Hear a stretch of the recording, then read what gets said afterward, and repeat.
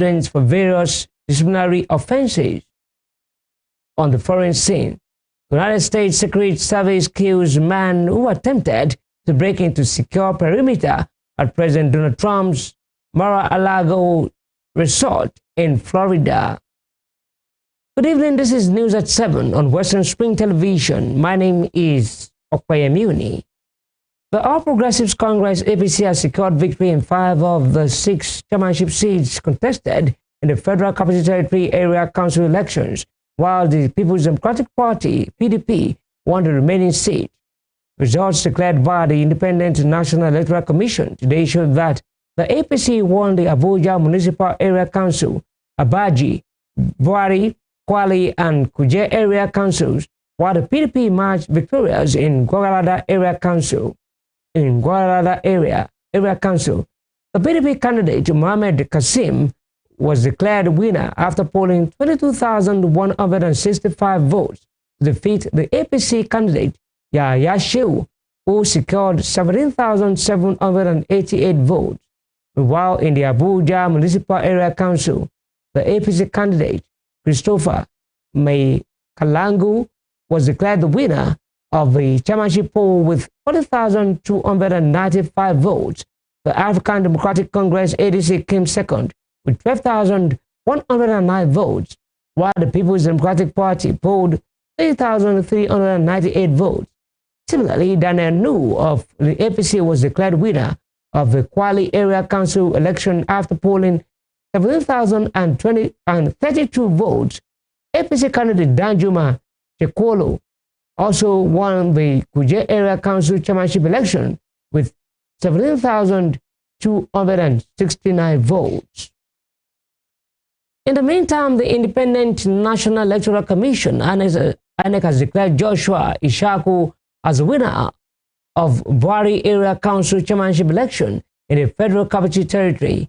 The returning officer Mohammed Nuruddin said the All Progressives Congress candidate secured a total of 18,466 votes to win the election.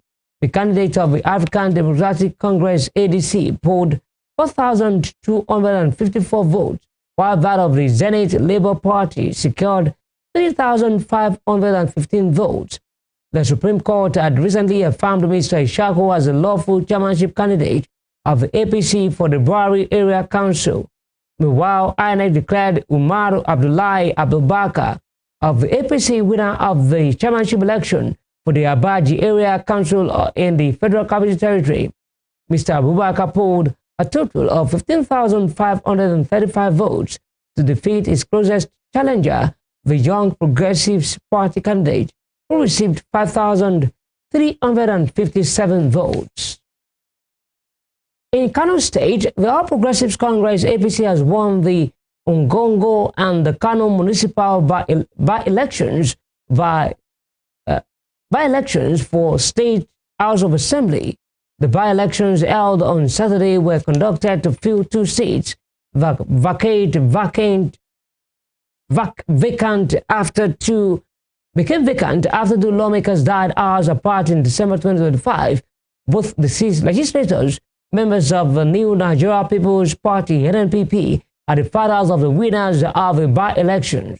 In Ungongo constituency, Aminu Saad, the APC candidate, secured 8,975 votes to win the election. In Kano Municipal, Aliyu Nabil Daneji of the APC polled 7,484 votes to emerge victorious. 3 major opposition parties, the People's Democratic Party (PDP), the NNPP, and the African Democratic Congress (ADC), were absent from the ballot papers in the by-election. Kano State Governor Abba Yusuf defected from the NNPP to join the APC earlier this year.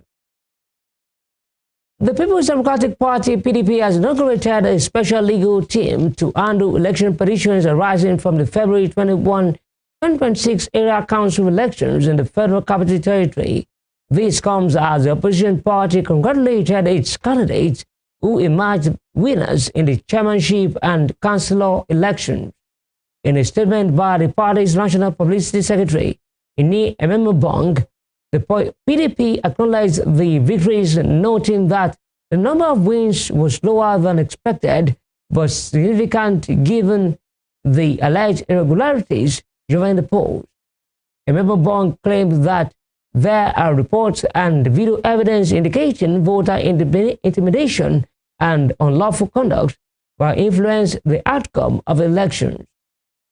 To address complaints and litigations arising from the polls, the party has set up a legal team headed by its national legal advisor, Shafi Barrau. The statement urged the candidates with legitimate grievances to contact the legal advisor promptly, as delays could jeopardize their chances in election petition cases. In the meantime, the Minister of Aviation and Aerospace Development, Festus Keyamo, has criticized opposition parties over their reactions to the outcome of the Federal Capital Territory Area Council elections, accusing them of undermining the credibility of the process. Keyamo, in a post on X on Sunday, dismissed allegations of widespread irregularities, describing the opposition's claims as baseless and exaggerated. The minister argued that the complaints being circulated by opposition figures were not sufficient to discredit the overall conduct of the elections. He further maintained that even if more units were affected, the scale would still be insignificant compared to the total number of polling units. Keyamo also accused the opposition of attempting to incite public discontent through their rhetoric. The minister stressed that opposition parties only accept election outcomes when they are favorable to them. His comments come amid criticisms and objections raised by some opposition parties, particularly the African Democratic Congress, following the announcement of results in part of the FCT. Here in Osun State, Governor Ademola Adeleke says his administration is building a state framework for artificial intelligence and blockchain deployment. Speaking at the maiden edition of Osun Tech Festival in Osogbo, the governor said the framework would enable residents to secure digital certificates, trusted government receipts, and autonomous digital services through a newly designed state website. Governor Adeleke also officially launched Alpha Start Up, the state's first government-owned innovation center designed to accelerate technology-driven governance and entrepreneurship. He revealed plans to establish 3 additional apps across the state's senatorial districts within the next year, with a central headquarters located at the proposed Osun Digital City. Reflecting on the state's progress since he took office in November 2022, the governor stated that his administration inherited a largely analog system lacking ICT policies or digital infrastructure. Earlier in his address, Commissioner for Innovation, Science, Technology, and Digital Economy, Maruf Dele Ayofe, called on stakeholders to support local tech talent, describing them as key to solving both local and global challenges. On his part, the Special Advisor to the Governor on Innovation, Science and Technology, Aziz Badmus, said the reforms embarked upon by government are centered on making technology a primary driver of economic growth. Osun now has a state ICT policy, a tech innovation policy alongside domestication of the Nigerian Startup Act. We now have a Governor Advisory Council on ICT and digital economy. We reviewed the operating environment. This was to enable infrastructure providers to expand services, particularly underserved communities. We removed barriers and created an enabling space of digital growth. We then focus on digital governance.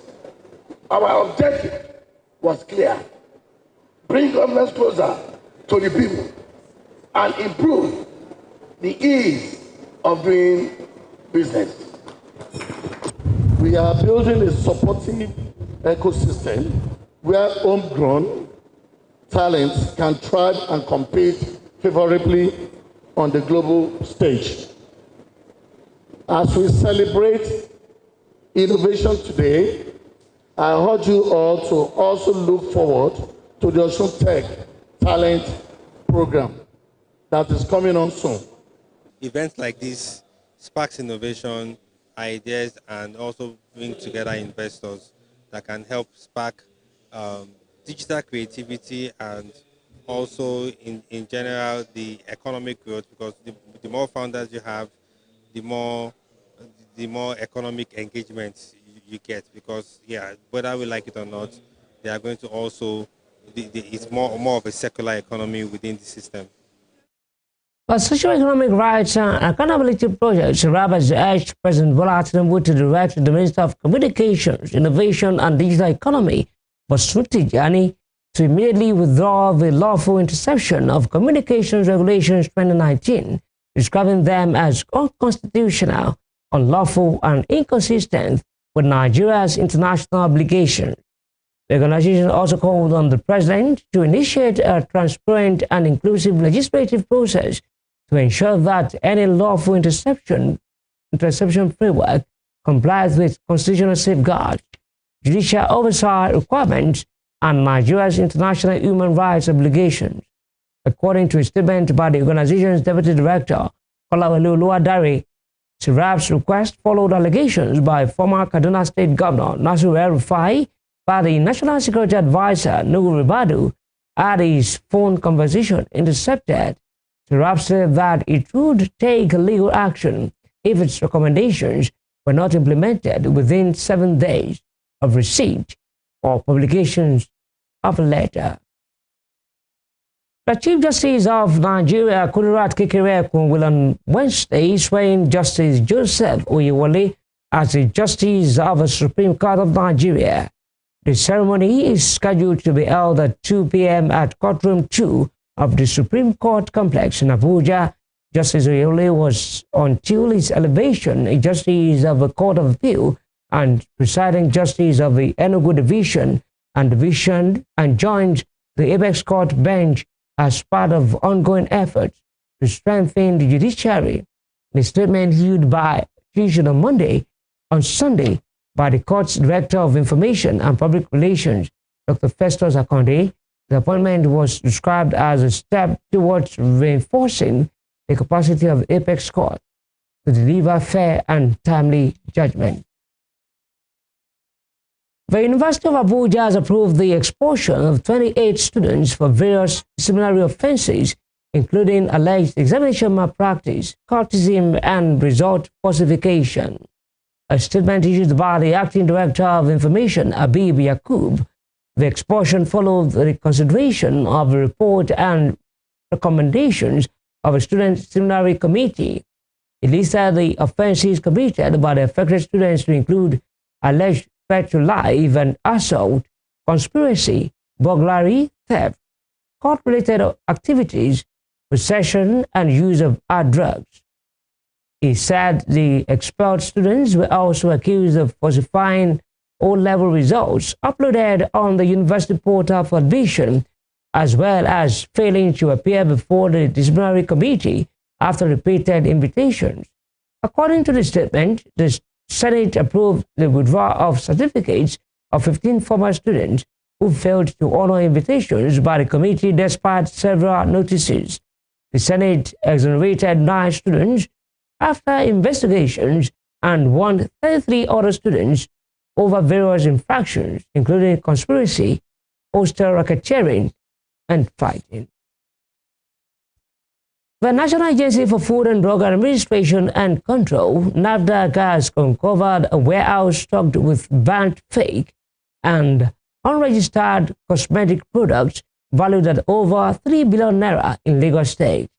The facility, concealed within an uncompleted building at the Apt Trade Fair Complex in Ojol local government area of Lagos State, was discovered during routine enforcement operations. In a statement posted on its X handle on Sunday, the agency described the all as one of its most significant seizures in recent times, stating that large quantities of prohibited skin lightening and medicated soap some products known to pose serious health risks were found.